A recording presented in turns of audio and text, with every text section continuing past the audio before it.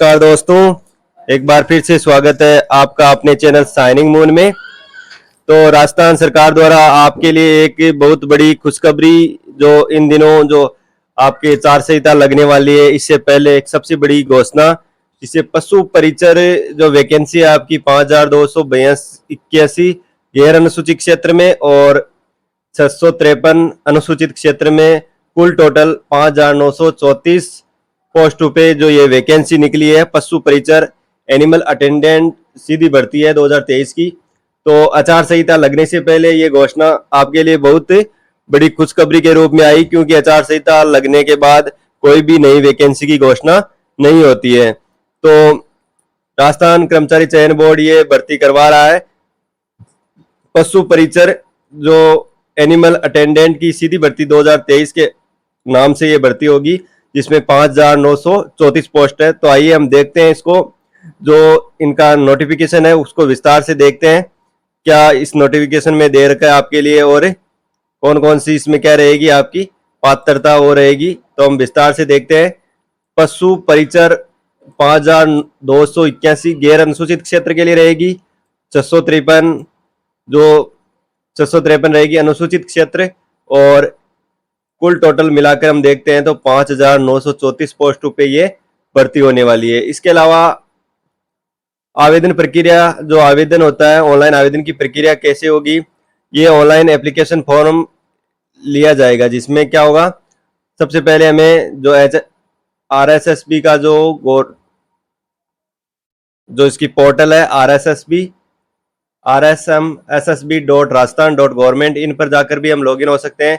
इसके अलावा जो SSO ID है राज SSO, वहां से भी लॉगिन होके हम अपना फॉर्म अप्लाई कर सकते हैं। फॉर्म अप्लाई करने से पहले क्या करना होगा, तो रिक्वायरमेंट पोर्टल पर हम जब फॉर्म अप्लाई करने जाएंगे तो उससे पहले हमें OTR जो वन टाइम रजिस्ट्रेशन जो सरकार ने दे रखा है, जिसमें हमें क्या करना होगा, एक बार अपना पेमेंट करने के बाद में हमें क्या नहीं करना होगा, बार बार पेमेंट नहीं करना होगा। तो जिसने OTR कर लिया है तो उसके लिए ये जो वैकेंसी है वो फ्री रहेगी, इसमें कोई आपका चार्ज नहीं लगेगा। अगर OTR नहीं किया है तो OTR पर आप रजिस्ट्रेशन हो सकते हो, जिसमें जनरल OBC जिसकी 600 रुपये फीस है और अदर की 400 रुपये फीस रहेगी। विकलांग हो, SC ST, इसके लिए 400 रुपये की फीस रखी गई है। तो SSO के माध्यम से हम ऑनलाइन फॉर्म भर सकते हैं। उसके बाद फाइनल सबमिट करने के बाद हमें क्या करना है, जो आवेदन क्रमांक जनरेट हो जाएंगे और वो हमारे पास प्रिंट के रूप में सुरक्षित रख सकते हैं। इसके अलावा जो इसके जो मोबाइल नंबर है, ईमेल आईडी दर्ज करके इसके नहीं बदले जा सकते, क्योंकि OTR होने के बाद एक बार ही जो ईमेल आईडी है मोबाइल नंबर पर एक बार OTR मान्य होगा। इसके अलावा हम देखते हैं, अगर आवेदन करते समय कोई समस्या आती है, तो रिक्वायरमेंट पोर्टल पर कोई समस्या आती है, तो ये जो आपके नंबर हेल्पलाइन नंबर दिए गए हैं उन पे आप कॉल कर सकते हो। इसके अलावा कोई भी तथ्य नहीं छुपाना है। ये जो जनरल कॉमन जो आपको जो सूचनाएं दी गई है वो दी गई है इसमें। इसके अलावा हम देखते हैं, अगर जिसका OTR नहीं हुआ है उसको क्या करना है, सामान्य वर्ग या क्रिमिलियर श्रेणी के अन्य पिछड़ा वर्ग है, अति पिछड़ा वर्ग के आवेदकों हेतु 600 रुपये होंगे, और जो राजस्थान के नॉन क्रिमिलियर श्रेणी के अन्य पिछड़ा वर्ग, अति पिछड़ा वर्ग व आर्थिक रूप से कमजोर वर्ग, अनुसूचित जाति, अनुसूचित जनजाति के आवेदकों हेतु कितने रुपए रखे गए हैं, 400 रुपये, और समस्त दिव्यांगों के लिए भी 400 रुपये इसमें आवेदन शुल्क आपका रखा गया है।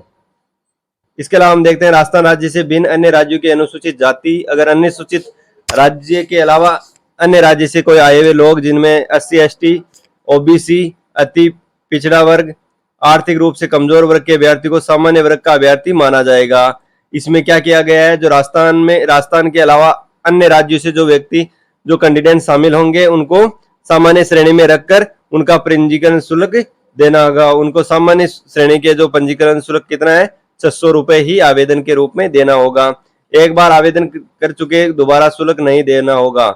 जिन्होंने एक बार आवेदन कर लिया है, OTR रजिस्ट्रेशन करवा लिया है, उसे कोई आवेदन नहीं करना होगा। ये एक इम्पोर्टेंट फैक्ट है कि जिसने एक बार OTR रजिस्ट्रेशन कर लिया है, वन टाइम रजिस्ट्रेशन जिसने करवा लिया है, 600 रुपये या 400 रुपये जो भी आपकी सरणी के अनुसार आपने जो इसमें आपने पे कर दिए, इसके बाद में आपका दोबारा चार्ज नहीं लगेगा। इसके अलावा हम देखते हैं आरक्षण वर्ग निम्न प्रकार का रहेगा आपकी वैकेंसी में, जिसमें कुल टोटल होगी 5281 गैर अनुसूचित क्षेत्र है, जिसमें 1334 पोस्ट सामान्य की रहेगी। जिसके अलावा अनुसूचित जाति में 586 पोस्ट, अन्य पिछड़ा वर्ग में रहेगी आपकी 769 पोस्ट, अति पिछड़ा वर्ग में 185 पोस्ट, और जो आर्थिक रूप से ईडब्ल्यूएस में आपकी 369 पोस्ट, और इसके अलावा 12 जिले शहरी क्षेत्र में रहेगी आपकी 17 सामान्य की पोस्ट रहेगी, जिसमें जिस जिस श्रेणी में आप आते हो उसको आप विस्तार से देख लेंगे, और इसके अनुसार आप जो महिलाओं के लिए ओरिजेंटल आरक्षण रहेगा इसमें। इसके अलावा विशेष योग्य जन है, भूतपूर्व सैनिक है, उत्कृष्ट खिलाड़ी है, उनके लिए विशेष आरक्षण दिया गया है। इसके अलावा अनुसूचित क्षेत्र में 653 कुल पोस्टें हैं, जिसमें सामान्य में 230, इसके अलावा जो अनुसूचित है 23 पोस्ट, और अनुसूचित जनजाति में 206 पोस्ट संलग्न की रखी है। इसके अलावा क्षैतिज आरक्षण जो ओरिजेंटल रिजर्वेशन आपको दिया गया है, वो विशेष योग्यजन, भूतपूर्व सैनिक आदि आप विस्तार से इसको देख सकते हैं। इसकी पीडीएफ आपको हमारे टेलीग्राम चैनल पर आपको इसकी पीडीएफ मिल जाएगी, तो हमारे टेलीग्राम चैनल को जरूर ज्वाइन कर लें, और अगर चैनल पर नए हो तो चैनल को सब्सक्राइब करें और वीडियो को अंत तक देखें। अब हम देखते हैं जो इसके लिए ये जो आवश्यकताएं सूचनाएं हैं वो आप विस्तार से देख लेंगे। जो कॉमन सूचनाएं होती है वो इसमें जो नोटिफिकेशन में कॉमन सूचनाएं दी जाती है, जिसमें हम देखते जाएंगे। आगे हम देखते हैं इसके अलावा भूतपूर्व सैनिकों के लिए भी भूतपूर्व आरक्षण पदों के लिए देय नहीं होगा। इसके अलावा भूतपूर्व सैनिकों के बारे में दिखाया गया है कि कौन कौन सी सेवाएं जो भूतपूर्व सैनिक है वो इसमें ले सकते हैं। उत्कृष्ट खिलाड़ियों के पदों के लिए भी विवरण इसमें दिया हुआ है। इसके अलावा बाद में हम देखते हैं जो अनुसूचित क्षेत्र के अभ्यर्थियों के लिए विशेष निर्देश दिए गए हैं। इसमें वेतनमान जो वेतनमान है वो कितना है, पे मैट्रिक्स लेवल फर्स्ट निर्धारित किया गया है, जिसमें वेतनमान कितना है, जो 7वें वेतन के अनुसार इसमें पशु परिचर का वेतनमान है पे मैट्रिक्स लेवल फर्स्ट निर्धारित किया गया है। इसके अलावा अब हम देखते हैं जो इम्पोर्टेंट हमारा जो मूल बिंदु इसका है वो है पात्रता एवं शैक्षणिक योग्यता। इसमें हमारी पात्रता और शैक्षणिक योग्यता क्या होगी। सबसे पहले हम देखते हैं भारत में विधि द्वारा स्थापित, अगर भारत में विधि द्वारा स्थापित किसी भी मान्यता प्राप्त बोर्ड, यानी कोई भी मान्यता प्राप्त बोर्ड से सेकेंडरी या उससे समतुल्य परीक्षा आपने उत्तीर्ण कर ली है, 10th पास इसमें क्वालिफिकेशन रखी गई है। 10th पास जो भी कैंडिडेट जिसने 10th पास कर ली है, जो अपने बोर्ड से मान्यता प्राप्त बोर्ड से अगर 10th पास कर लिए उनको संलग्न किया जाएगा। इसके अलावा देवनागरी लिपि में हिंदी कार्य करने का ज्ञान होना चाहिए और राजस्थान की संस्कृति का ज्ञान होना चाहिए।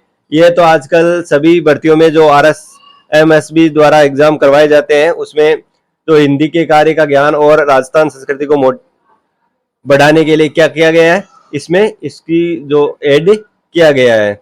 इसके अलावा हम देखते हैं जो व्यक्ति पाठ्यक्रम के अंतिम वर्ष की परीक्षा में उपस्थित है, अगर कोई पाठ्यक्रम के अंतिम वर्ष में स्थित है तो भी वो भी शामिल हो सकता है।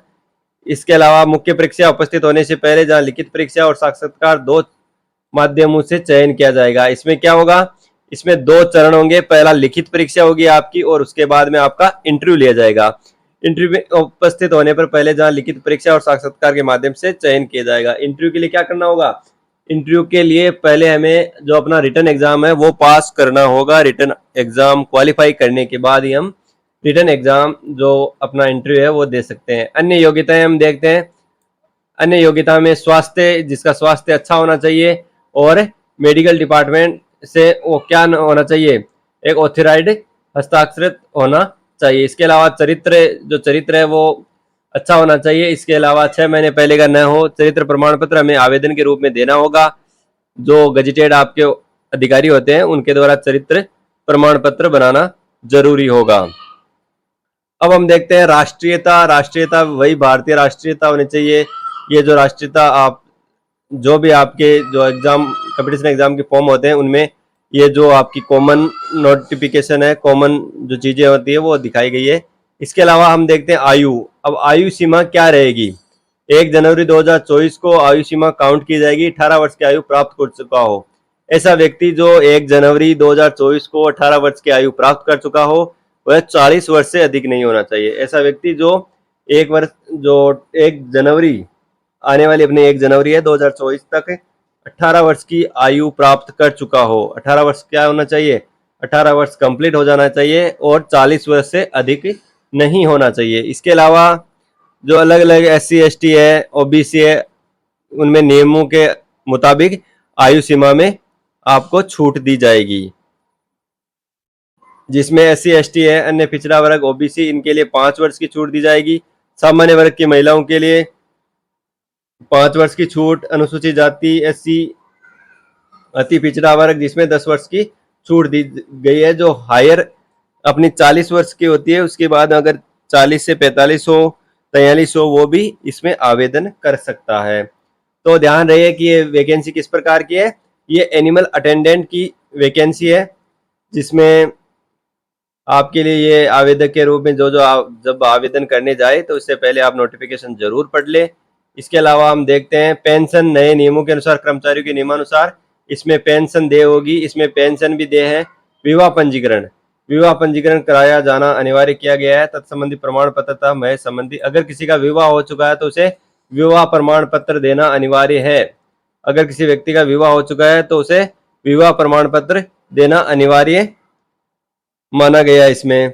आगे हम देखते हैं आवेदन शुल्क जमा कराने एवं आवेदन पत्र भरने की अवधि। जो हमारी डेट रहेगी वो इंपॉर्टेंट डेट क्या रहेगी?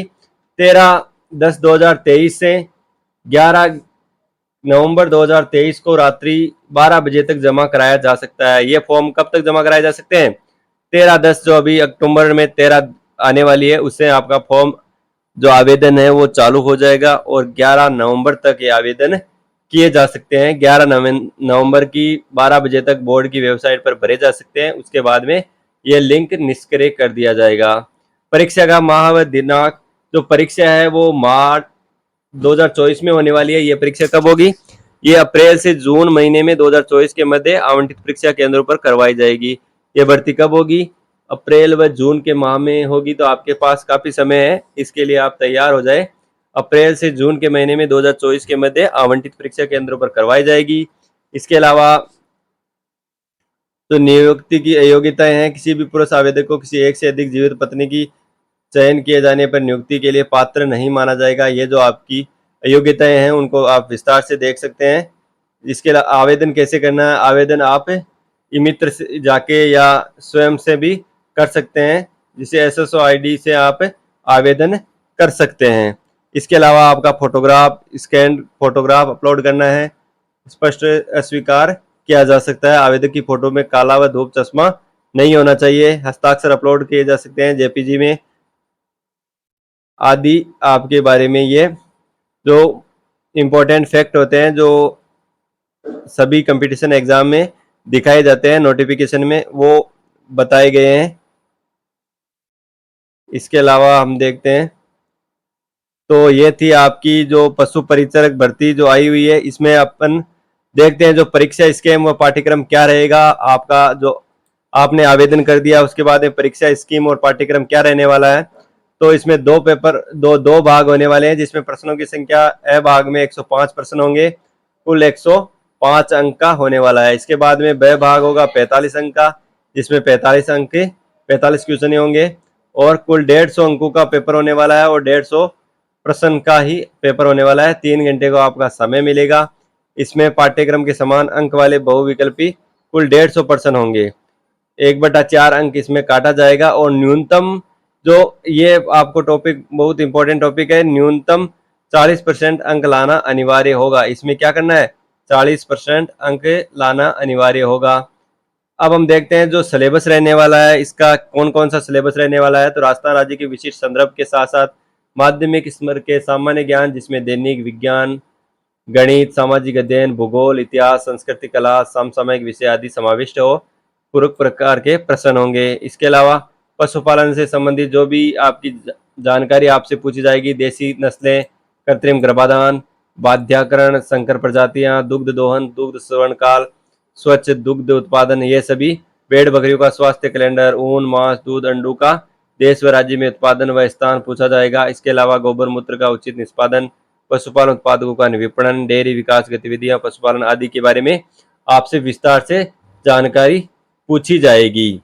तो ये जो आपकी जो राजस्थान से संबंधित और पशुपालन से संबंधित है, वो हमारे चैनल पर आपको फ्री में ये क्वेश्चन मिल जाएंगे। जो इम्पोर्टेंट क्वेश्चन होंगे वो मैं आपको एक एक क्लासों के माध्यम से आपको इसमें बता दूंगा। तो हमारे चैनल को सब्सक्राइब करें, और अगर अच्छी लगी जानकारी अच्छी लगी है तो अपने दोस्तों को जरूर शेयर करें।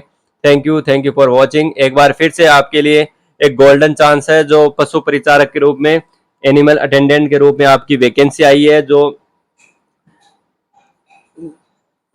आपकी आचार संहिता लगने से पहले एक बहुत ही बड़ी घोषणा रहने वाली है सरकार की, कि आचार संहिता लगने से पहले आपको ये घोषणा मिली है कि जो एनिमल अटेंडेंट की वैकेंसी आपके लिए बहुत ही इंपॉर्टेंट साबित होने वाली है। आशा करता हूं कि आप इसमें सब सेलेक्ट होंगे। इसी के साथ थैंक यू फॉर वॉचिंग। पढ़ते रहे, मस्त रहे।